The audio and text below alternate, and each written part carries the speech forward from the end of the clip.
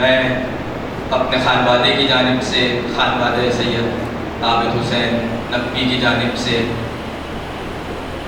شکر گزار ہوں آپ تمام افراد کا، بالخصوص شاہ نجف ملٹی میڈیا ٹیم کا اور قاسم بھائی اور ان کے تمام رفقا کا کہ انہوں نے مجلس ترغیب کا اہتمام کیا۔ خداوند عالم ان کی توفیقات میں اضافہ فرمائے۔ حضرت رسول خدا صلی اللہ علیہ وآلہ وسلم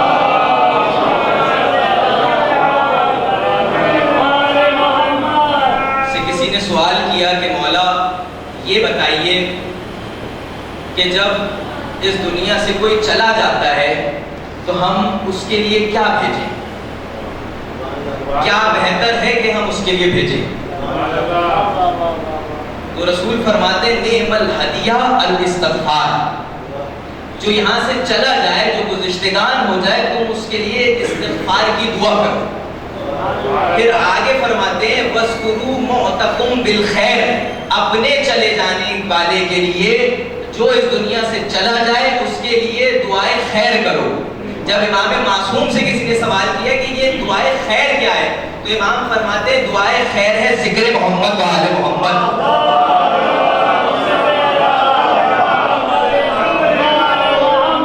اگر تمہیں اپنے جانے والوں کے لیے کچھ خیر کرنا ہے تو ذکر محمد و آل محمد کرو۔ امام حسین علیہ السلام کی جب ولادت نزدیک تھی، جب حضرت فاطمہ زہرا سلام اللہ علیہا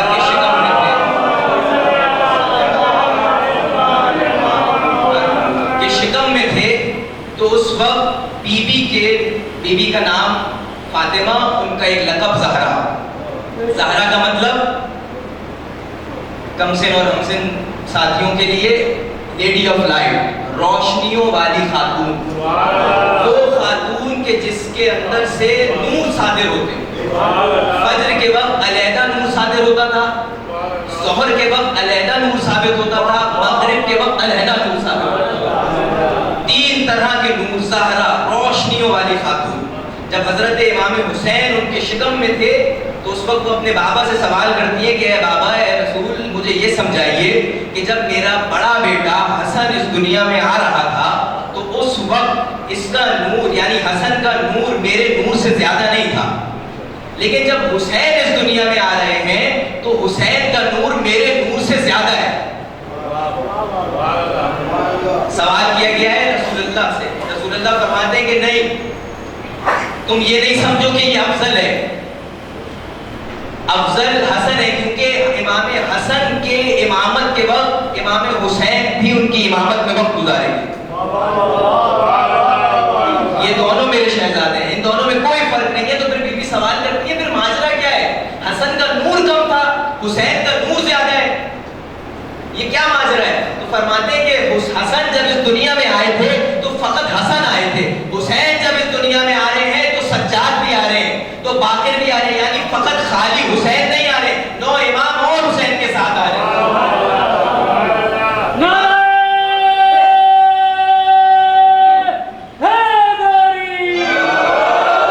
فقط حسین اس دنیا میں نہیں آئے، حسین کے ساتھ اور بھی نور آئے، اور معصومین کا نور حسین کے ساتھ آیا ہے، اور ایک نور جو حسین کے ساتھ آیا ہے وہ نور ہے امام علی رضا علیہ السلام۔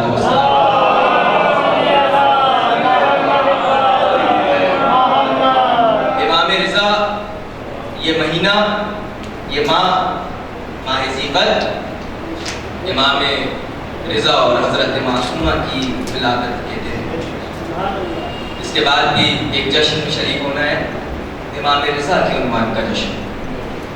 تو آج کی مجلس کا جو میں نے حدیث عنوان میں رکھی وہ حدیث ہے ستدفن بضعۃ منی فی ارض خراسان۔ رسول اللہ فرما رہے ہیں ان قریب میرے جگر کا ٹکڑا خراسان میں دفن کیا جائے گا۔ دو شخصیات ایسی گزری ہیں کہ جن کے بارے میں رسول اللہ نے جگر کا ٹکڑا کہا ہے، ایک حضرت زہرا، ایک امام رضا۔ حضرت زہرا کے لیے فرمایا بضعۃ منی فاطمہ، بضعۃ منی فاطمہ، میرے جگر کا حصہ، میرا پارہ تن۔ اور امام رضا کے لیے فرمایا کہ عنقریب میرے جگر کا ٹکڑا خراسان میں دفن ہوگا۔ حضرت زہرا کا ایک لقب محدثہ، یعنی فرشتوں سے ہم کلام ہونا، بیوی وہ کہ جن سے فرشتے آتے تھے اور ہم کلام ہوتے تھے۔ تو جہاں بیوی کو یہ فضیلت دی، وہاں اللہ نے روایات کے مطابق یا 70,000 فرشتوں کو خلق کرتا ہے جو روز مشہد مقدس میں امام رضا کی زیارت کرتے ہیں۔ ایک صلوات کیا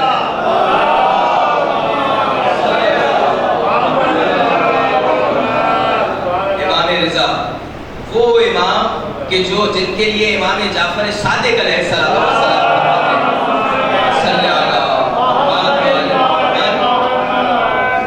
خواہش کرتے تھے امام جعفر صادق کہ موسیٰ کاظم ہے میرے فرزند، میری یہ خواہش ہے کہ میں تمہارے بیٹے عالم آل محمد کو دیکھوں۔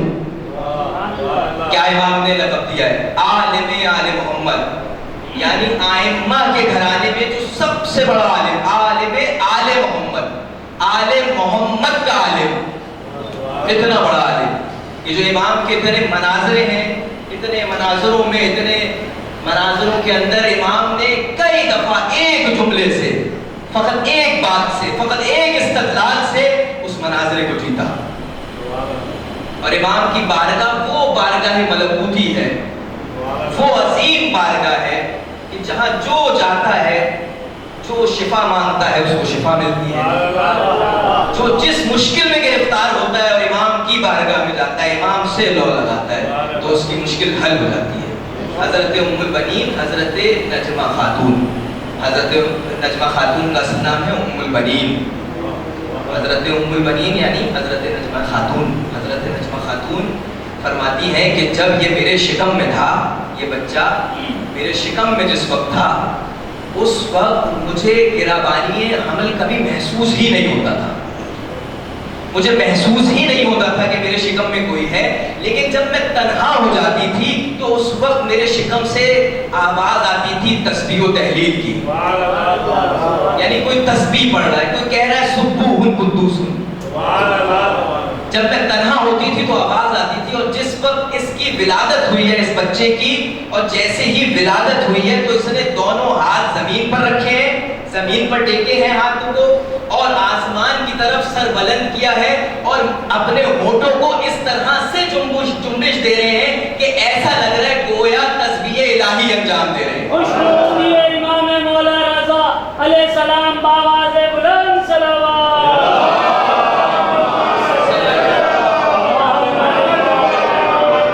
توجہ ہے آپ حضرات کی۔ امام رضا کا ذکر، امام رضا عظیم امام، میں مشہد مقدس میں 5 سال گزارے اور پھر 5 سال ام المقدسہ میں۔ تو جب مشہد مقدس میں تھے زیارت کے لیے زری سے ہم باہر آئے تو آیت اللہ بہجت کے فرزند وہاں تشریف فرما تھے، اور وہ لوگوں کو اپنے بابا کے واقعات جو آغا بہجت نے امام سے منسلک دیکھے تھے یا ان کو انکشافات تھے، وہ واقعات بیان کر رہے تھے۔ تو ہم اس نشست میں بیٹھ گئے، اس میں ان کے فرزند یہ فرماتے ہیں کہ ہمارے بابا یہ کہا کرتے تھے کہ ساتھ چلو زری کی زیارت کرنے، تو ہم کبھی جاتے تھے اور کبھی نہیں جاتے تھے بابا کے ساتھ، کبھی اکیلے جاتے تھے کیونکہ مشہد میں رہا کرتے تھے۔ تو کہتے ہیں ایک دفعہ ہمارے بابا گئے، انہوں نے کہا آج ساتھ چلو، تو ہماری والدہ نے ہمیں کوئی کام بتایا، ہم نے کہا بابا آپ زیارت کریں، میں آپ کی زیارت کے بعد میں چلا جاؤں گا جب آپ واپس گھر آ جائیں۔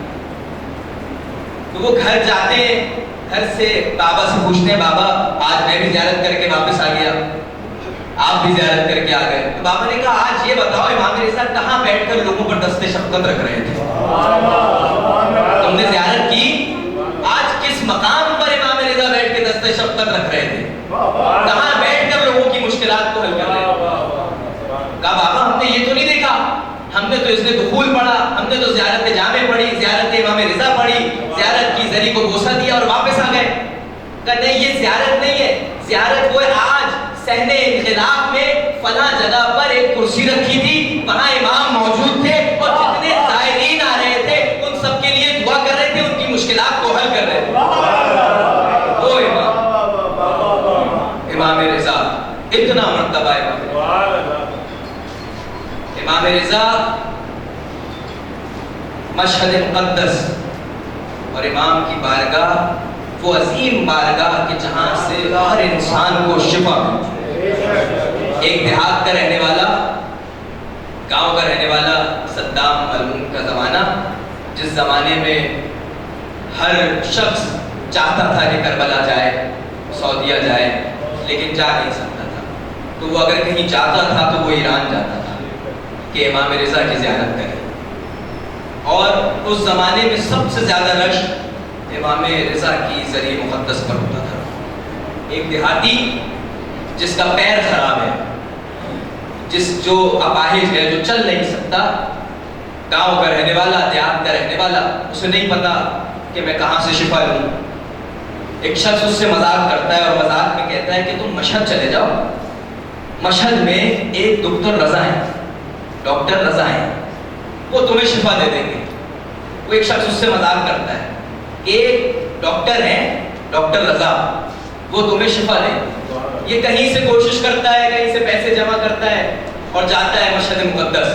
مشہد مقدس جانے کے بعد حرم میں داخل ہوتا ہے تو ظاہر صدام ملعون کا زمانہ، ساری دنیا نے رخ کیا ہوا امام رضا کے روزے کی طرف، ہزاروں کا ہجوم، بہت زیادہ عوام شروع، اور امام کا روزہ اس وقت ایک عظیم روزہ ہوا کرتا تھا جو آج بھی ہے، لیکن اس وقت کیونکہ دوسری جگہوں پر آپ زیارت کے لیے جا سکتے ہیں، کربلا جا سکتے ہیں، سعودیہ جا سکتے ہیں، اور مقامات پر جا سکتے ہیں، عراق میں سارے مقامات پر جا سکتے ہیں۔ امام کا وہ روزہ اس وقت فقط وہ ذریعہ کھلی ہوئی ہے، توجہ ہے حضرت۔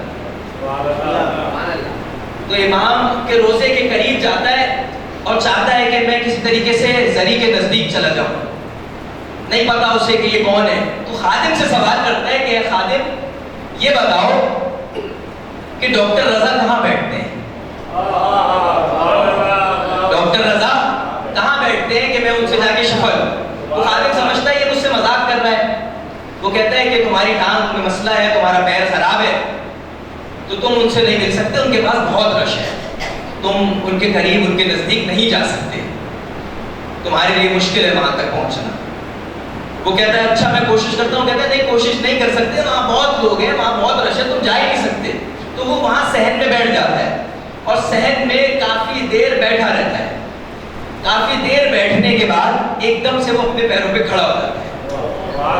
جیسے ہی اپنے پیروں پہ کھڑا ہوتا ہے تو کھڑے ہونے کے بعد وہ خادم اس سے کہہ رہا ہے تم مجھ سے مذاق کر رہے تھے کہ تمہارا پیر خراب ہے؟ وہ کہتا ہے نہیں، تم نے مجھ سے کہا تھا کہ وہاں بہت رش ہے، وہ ڈاکٹر رضا میرے خواب میں آئے، انہوں نے کہا تم نہیں آ سکتے، ہم آ گئے اور ہم نے تمہیں شفا دے دی۔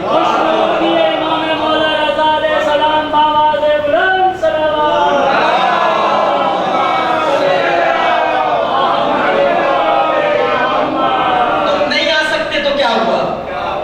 تم اگر پاکستان میں رہتے ہو، تم کراچی میں رہتے ہو، تم کہیں بھی رہتے ہو، تم نہیں آ سکتے تو کیا ہوا؟ تم ہم سے لا تو لگاؤ، تم ہم سے دعا تو کرو، تم ہمیں وسیلہ کو قرار دو، پھر دیکھو ہم تمہاری کس طرح سنتے ہیں۔ ایک صلوات ہدیہ کریں۔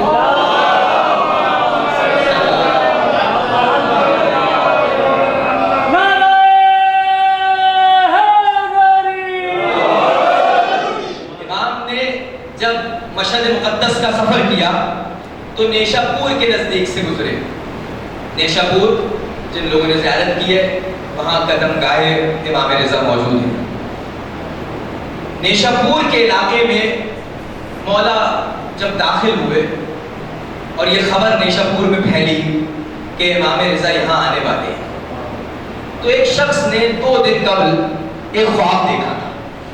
وہ خواب یہ تھا کہ فلاں مسجد ہے اور اس مسجد کے اندر رسول گرامی قدر موجود ہیں، اور وہاں پر وہ اپنے مکمل لباس میں محراب کے اندر موجود ہیں، اور وہاں لوگوں کے لیے دعا کر رہے ہیں، نماز پڑھ رہے ہیں، تسبیح الہی ادا کر رہے ہیں، اور ان کے سامنے ایک سینی رکھی ہے، ایک ٹرے رکھی ہے اور اس پہ کھجور موجود ہے۔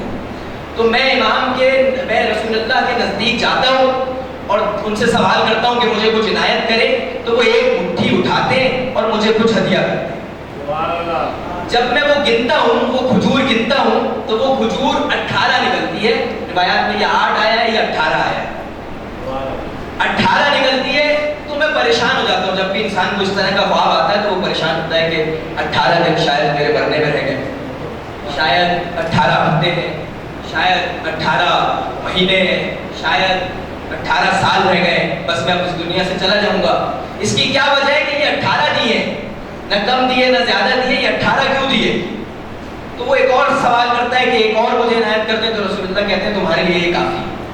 وہ آ جاتا ہے، پریشان ہوتا ہے، اب خواب سے بیدار ہو جاتا ہے۔ جیسے ہی خواب سے بیدار ہوتا ہے، اسے دوست اس کا قریبی محب اہل بیت کہتا ہے تم پریشان نہیں ہو، امام رضا آ رہے ہیں، امام رضا سے سوال کرنا، امام رضا کو مشکل بتانا، امام حل کر دیں گے۔ 2 دن بعد امام رضا نیشاپور تشریف لاتے ہیں، اور یہ امام سے ملنے جاتا ہے تو بالکل ویسی ہی مسجد ہے اور ویسا ہی لباس پہنا ہے، اور امام بھی محراب میں ہی تشریف فرما ہے، اور امام کے سامنے ایک سینی رکھی ہے اور اس سینی میں بھی کھجور ہے۔ اب یہ اپنا سوال بھول جاتا ہے اور امام سے یہ عرض کرتا ہے مولا مجھے کچھ ہدیہ کریں، تو مولا اسے ایک مٹھی اٹھا کے ہدیہ کرتے ہیں، وہ گنتا ہے تو وہ 18 نکلتی ہے۔ وہ مولا سے کہتا ہے کچھ اور عنایت کریں، تو امام فرماتے ہیں کہ اگر ہمارے جد رسول اللہ نے 18 سے زیادہ دی ہوتی تو میں بھی زیادہ دیتا۔ یعنی نتیجہ یہ نکلتا ہے کہ یہ خون ہے، جب ہی فرمایا لحم و قلمی دم و قدمی، یہ ہمارا خون ہے، یہ ہم سے الگ نہیں ہو سکتا۔ جس طریقے سے امام رسول اللہ نے عطا کیا اسی طریقے سے امام رضا نے عطا کیا۔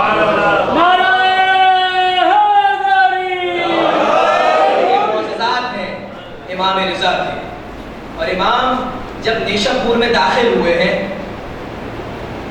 وہ حدیث جو سلسلۃ الذہب حدیث ہے، سلسلۃ الذہب حدیث کہتے ہیں، یعنی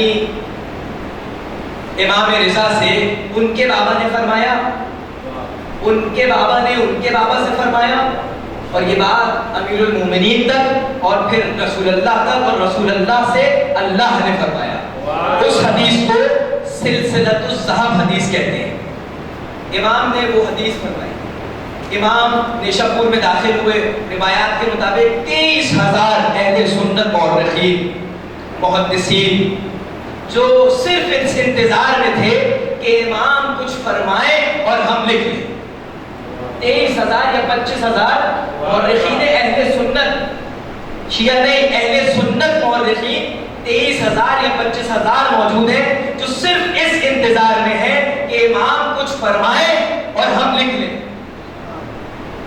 امام کا وہ شتر آگے بڑھتا ہے اور وہ سوال کرتے ہیں، تھوڑا سا اپنا ذہن ایک طرف لے کے جائیے کہ یہ سوال کس سے کر رہے ہیں؟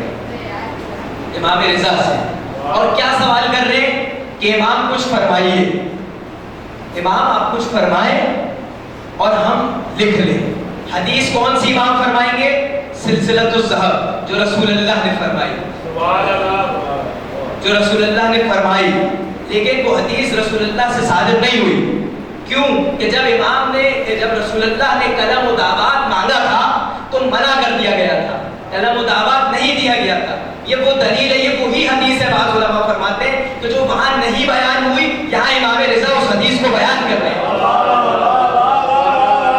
اس حدیث کو امام رضا یہاں بیان کر رہے ہیں۔ امام فرماتے ہیں کلمہ لا الہ الا اللہ حسنی فمن دخل حسنی امن من عذابی۔ کلمہ لا الہ الا اللہ ایک قلعہ ہے، ایک حصار ہے، جو اس میں داخل ہو جائے گا وہ عذاب سے بچ جائے گا، جو اس میں داخل ہوگا وہ اس عذاب سے بچ جائے گا۔ امام یہ کہہ کے چلنے لگتے ہیں، آگے چلتے ہیں، آگے چلتی ہے امام کی اٹھنی تو دوبارہ پردہ ہٹتا ہے۔ امام فرماتے ہیں شرطھا و شروطھا، اس کی کچھ شرائط ہیں، کچھ شرط و شرائط ہیں۔ سب سوال کرتے ہیں کیا شرائط ہیں؟ فرماتے ہیں انا من شرطھا، میں اس کی ایک شرط ہوں، یعنی جو رضا پر ایمان رکھے گا وہ اس قلعہ میں داخل ہوگا اور عذاب الہی سے محفوظ ہو جائے گا۔ ایک صلوات دیا گیا۔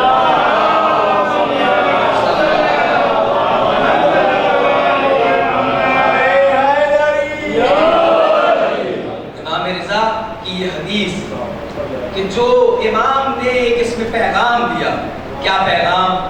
کہ امامت سے گزرتے ہوئے توحید تک پہنچو گے، بغیر امامت کے توحید تک نہیں پہنچے۔ امام فرما رہے میں ایک شرط ہوں، مجھ علی رضا پر ایمان رکھو گے تو تم توحید کے قلعے میں داخل ہو سکتے ہو، وگرنہ اگر تم کسی اور کے ماننے والے ہو اور اگر تم کسی اور کے پیروکار ہو، اگر تم اہل مودت ہو، تو تمہیں اگر کسی پر ایمان رکھنا ہے تو وہ 4 معصومین پر ہے، اور ان پر ایمان رکھو گے تو توحید تک پہنچ جاؤ گے، اور اگر توحید تک پہنچ گئے تو پھر تم پر عذاب کس بات کا؟ پھر تم پر عذاب نہیں ہوگا کہ اگر تم توحید تک اپنے آپ کو پہنچا دو۔ میں جب مشہد مقدس میں 1 ہفتہ مجھے مشہد مقدس میں ہو چکا تھا، اور میں مشہد مقدس میں امام رضا کی زری کی زیارت کے لیے جب روضے کی طرف گیا تو وہاں پر فارسی اس زمانے میں نہیں آتی تھی، جو اب حال ہے اس زمانے میں وہ حال نہیں تھا، فارسی نہیں آتی تھی، تو میں نے کچھ اپنے دوستوں کو احباب کو ساتھ لیا کہ آپ ہمارے ساتھ چلیں اور ہم جا کر امام کی زیارت کریں تو کچھ چیزیں ہمیں سمجھائیں، کیونکہ فارسی ہے لکھا ہوا ہے تو ہمیں نہیں سمجھ میں آئے کہ فارسی کی ابتدا ہے۔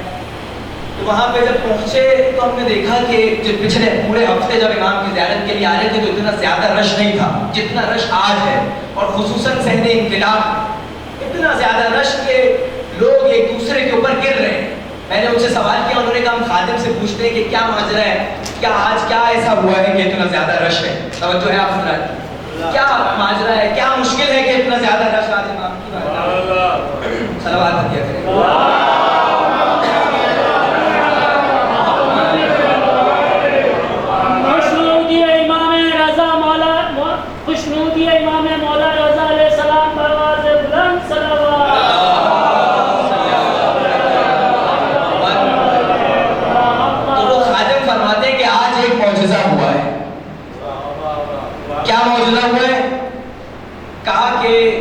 ایک شخص ہے جس کی بیٹی نابینا تھی، بینائی نہیں تھی، اور وہ چاہتا تھا کہ میں اپنی بچی کو پنجرہ فولاد، جو صحن انقلاب میں ایک جگہ ہے، ایک پنجرہ ہے، پنجرہ وہاں پر زری کو کہتے ہیں، ایک چھوٹی زری ہے، وہاں پر باندھ دوں تاکہ وہاں سے میری بچی کو شفا مل جائے۔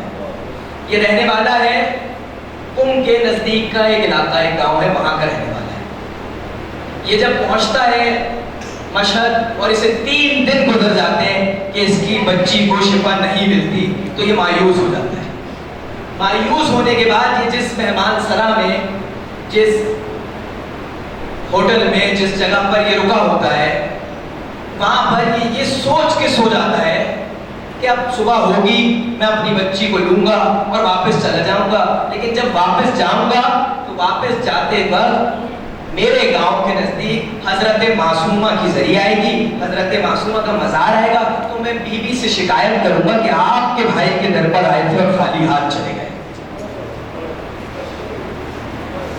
یہ سوچ کے یہ سو جاتا ہے، تو اسے خواب میں امام رضا کی زیارت ہوتی ہے۔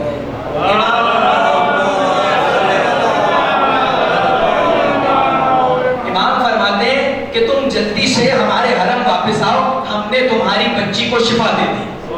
یہ فوراً حرم پہنچتا ہے، اپنی بچی کو دیکھتا ہے تو اس کی بینائی آ چکی ہے۔ کہتے ہیں کیسے آئی؟ کہ جیسے بھی آئی بینائی، امام نے مجھے بینائی دے دی، بس امام نے مجھ سے یہ کہا ہے کہ اپنے بابا سے کہنا کہ جب فاطمہ معصومہ کی زیارت کرے تو ہماری شکایت نہ کرنا، فاطمہ معصومہ سے ہماری شکایت نہ کرنا۔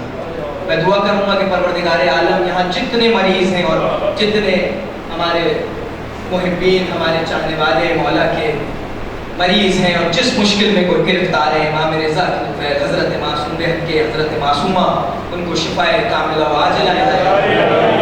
امام رضا دیوبند سے کچھ مرثیہ سنا کرتے تھے، ہمیشہ دیوبند سے مرثیہ بھی سنتے تھے اور اسے کچھ ہدیہ بھی کرتے تھے۔ جب دیوبند سے انہوں نے کہا کہ آج کوئی ہمیں مرثیہ سناؤ، تو انداز یہ ہوتا تھا کہ جس طریقے سے آپ نے یہاں کناز لگائی ہے، وہاں 2 اوتاقوں میں، 2 کمروں میں ایک کناز لگتی تھی، ایک طرف مستورات بیٹھتی تھی، مرثیہ سنتی تھی، اور دوسری جانب امام رضا مرثیہ سنا کرتے تھے.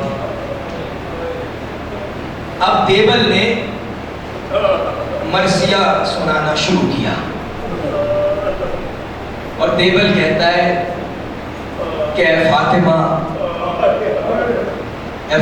زہرا مدینہ چھوڑ دیں, ذرا کربلا تو آئیں, مدینہ چھوڑیں, ذرا کرب و بلا آ کر دیکھیں.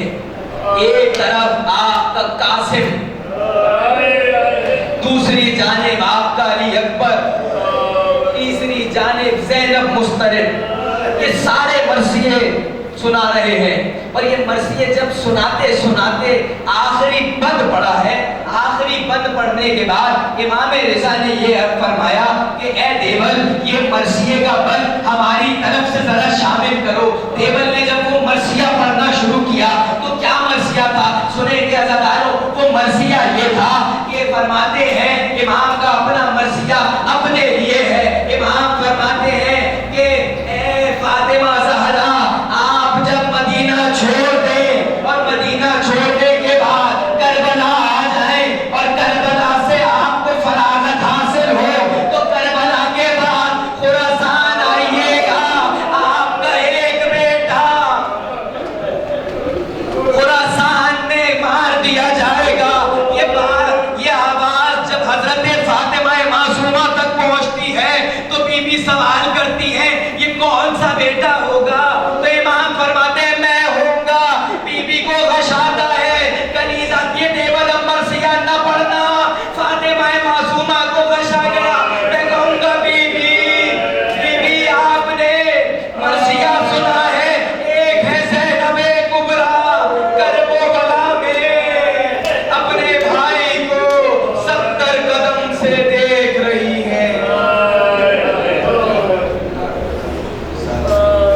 پروردگار عالم ہماری یہ مختصر سی عبادت اپنی بارگاہ میں قبول و مقبول فرمائے. ہمارے گزشتگان پر اپنا خاص لطف و کرم فرمائے. ہماری ساری دعاؤں کی ایک دعا کہ امام زمانہ کے ظہور میں تعجیل فرمائے. ماتم حسین.